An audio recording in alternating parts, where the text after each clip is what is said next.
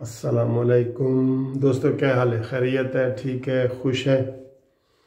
दोस्तों, कल 12 अक्टूबर के हवाले से बात करनी है कि 12 अक्टूबर को आपको पता है कि मुशर्रफ का मार्शल लॉ का आगाज़ हुआ था और 2/3 मेजॉरिटी वाली हुकूमत को चलता किया था नवाज शरीफ साहब को और मुशर्रफ का मार्शल लॉ आया था। ये बात भी करनी है। और इसके अलावा मौलाना फजल रहमान साहब ने कल रावलपिंडी में प्रेस कॉन्फ्रेंस करते हुए कहा कि जो मौजूदा इस्टेब्लिशमेंट है उन्होंने फैसला कर लिया है कि वो गैर जानिबदार रहेंगे। ये आज के अखबारों की हेडलाइन है और टीवी पे भी आया है। मौलाना फजल रहमान साहब कहते हैं कि इस्टेब्लिशमेंट ने कहा है कि हम कोई सियासी मामलात में मुदाखलत नहीं करेंगे। और अगर ऐसा है, ये तो बहुत अच्छी बात है दोस्तों, ये तो होना भी ऐसे चाहिए।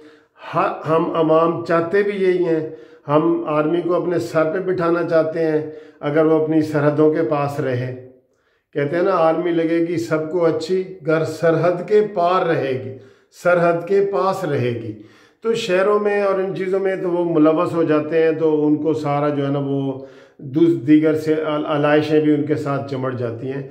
तो मौलाना फजल रहमान साहब का ये कहना कि धरने के दौरान जो एस्टेब्लिशमेंट है वो, मौलाना फजल रहमान साहब कहते हैं कि मेरी इतला के मुताबिक गैर जानिबदार रहेगी और वो कहेगी कि जो कुछ होता है होने दें और वो किसी किस्म की हुकूमत को सपोर्ट नहीं करेंगी।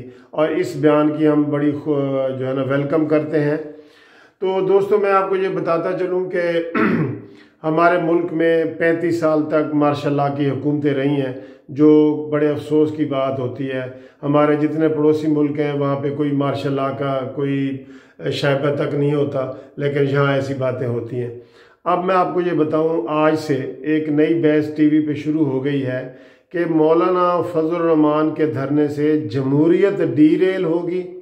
और उनका मतलब यह है कि जमहूरियत डीरेल होगी तो यहाँ पे मार्शल लॉ लग सकता है।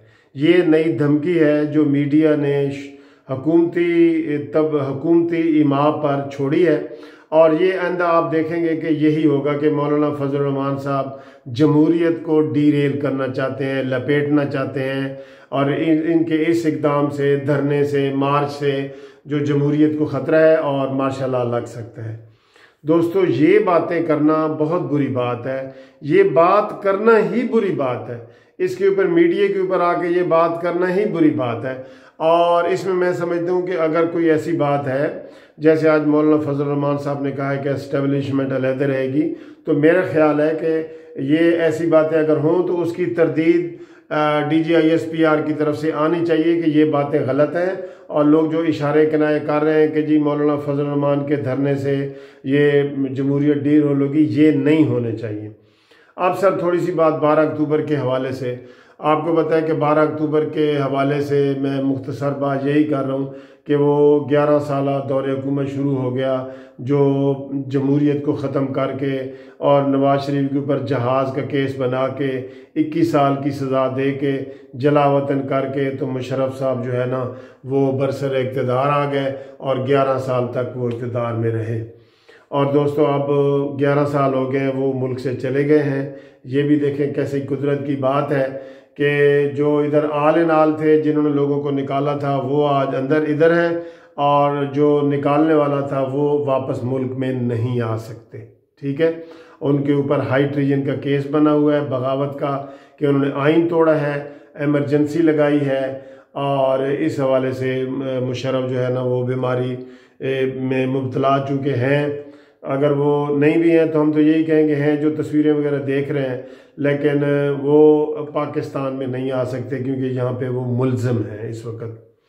तो उस हवाले से मैं आखिर में आपको एक गुफ्तगू सुनाऊंगा जो मुशर्रफ दौर में जब वो चले गए थे, तो मैंने एक नज़्म लिखी थी मुशर्रफ के हवाले से। तो किसी दोस्त को बुरी लगे तो मैं उनसे पहले ही माफ़ी मांग लेता हूँ। तो मुशर्रफ के हवाले से 12 अक्टूबर का जो आया था इनकलाब मुशर्रफ का, उस हवाले से है। तो वो इस तरह है कि मुल्क की रग रग को निचोड़ा तूने, मुशर्रफ के बारे में है कि मुल्क की रग रग को निचोड़ा तूने, जब कुछ न बचा तो कुर्सी को छोड़ा तूने।